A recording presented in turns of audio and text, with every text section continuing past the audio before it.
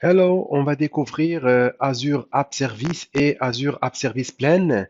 C'est quoi un Azure App Service? C'est un service du type PaaS, Platform as a Service. Il permet d'héberger des applications web, mobiles ou des API RESTful. App Service supporte plusieurs langages de programmation, l'ASP.NET, ASP.NET Core, Java, Ruby, Node.js, PHP et Python.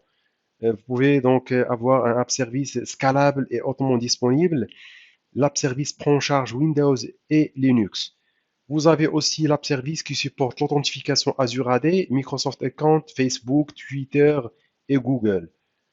Vous pouvez aussi forcer le HTTPS et la version de TLS. Vous pouvez aussi utiliser l'application Insight pour monitorer votre application. Bien évidemment, tout ce qui est déploiement automatisé à partir de GitHub, Azure DevOps ou n'importe quel dépôt Git pour prendre en charge un modèle de déploiement continu CI/CD que vous pouvez utiliser au niveau de l'App Service.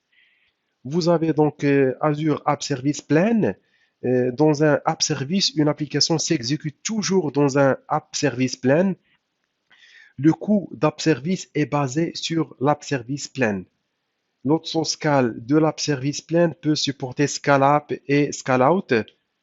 Le Scale-out peut être manuel ou automatique. Vous avez plusieurs niveaux de tarification de l'App Service Plan.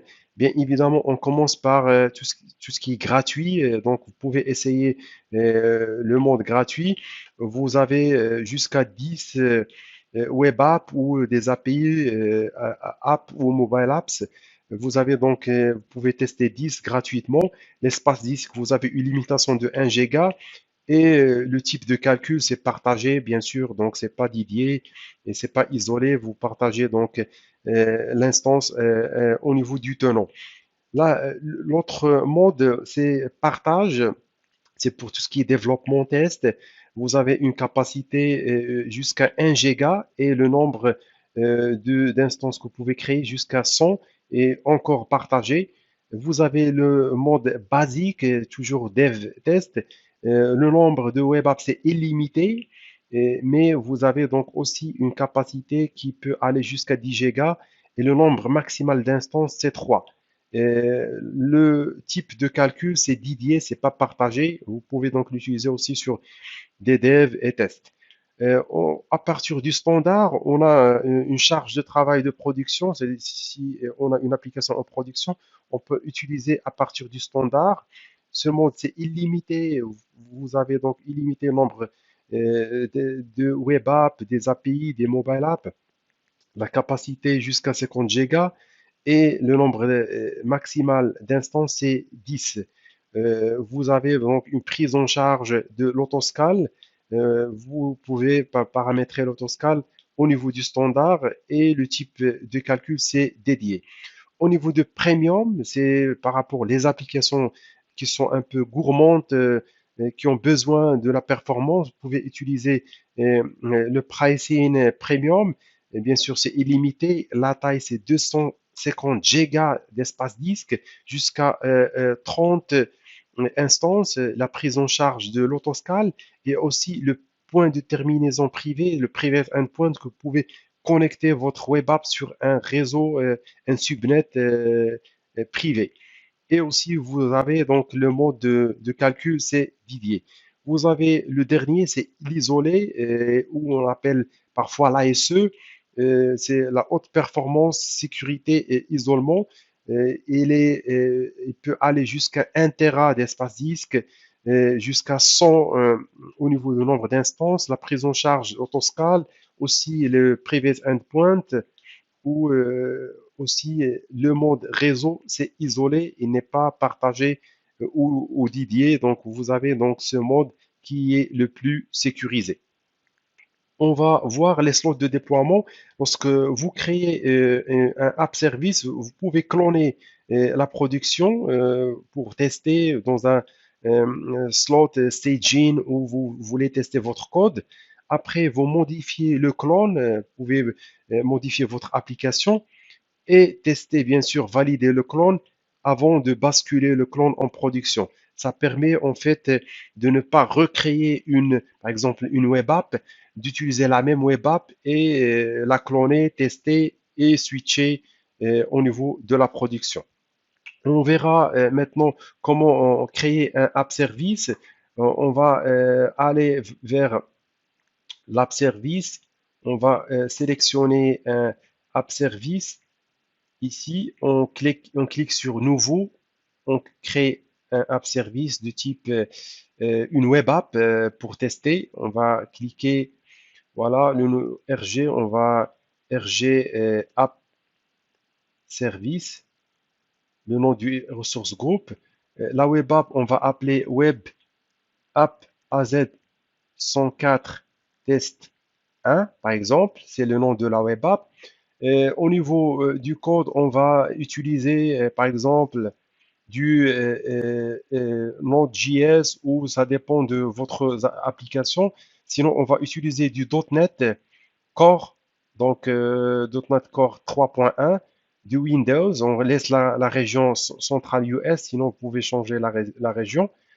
Au niveau de Windows Plane, c'est ici, on doit donc choisir le mode. Il y a déjà donc il n'y a pas de app service. On va donc créer un et on clique sur changer la taille.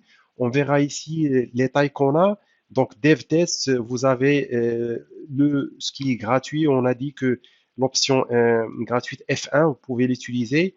Vous avez ici Free. Sinon, vous avez d'autres types partagés D1, B1. Vous avez chaque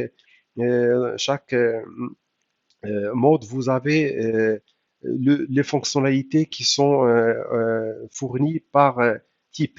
Au niveau production aussi, vous avez plusieurs. Vous pouvez descendre et voir, par exemple, l'autoscaling qui est mentionné ici. Donc, vous choisissez isolé. C'est le mode qu'on a vu qui est en termes de réseau isolé. Vous pouvez donc choisir aussi isolated. Production, vous avez plusieurs tailles. Moi, juste pour faire un test, je vais choisir D1 par exemple, ou je vais mettre par exemple le S1, appliquer, je clique sur Review et on clique sur Créer. Il y aura donc la création de l'app service. On clique sur Créer. Voilà, l'app service a été créé. On clique sur Go to Resources. On va voir que l'app service a été créé et vous avez donc l'URL. Vous pouvez copier l'URL et ouvrir une page privée, CTRL V, et vous avez l'accès à votre application. Voilà, donc vous pouvez accéder. On va fermer ça. Comme vous voyez ici, on a la partie donc déploiement slot. Vous pouvez créer ici un déploiement slot pour ajouter un slot et vous pouvez mentionner par exemple staging de notre clone. Vous cliquez sur Add. Vous pouvez créer donc ce clone et vous pouvez changer la configuration au niveau du staging pour déployer au niveau de votre environnement staging avant de l'appliquer en production. Vous avez aussi, comme j'ai dit, la partie authentification. Si vous voulez, par exemple, paramétrer votre application et utiliser du authentification AD, vous sélectionnez ici l'authentification et vous validez. Comme ça, il y aura l'application qui va utiliser l'authentification AD. On revient ici par rapport les éléments de TLS que vous pouvez changer au niveau de votre forcé, par exemple TLS 1.2, sinon 1.1, ça dépend de votre site s'il accepte TLS 1.1 ou 1.2.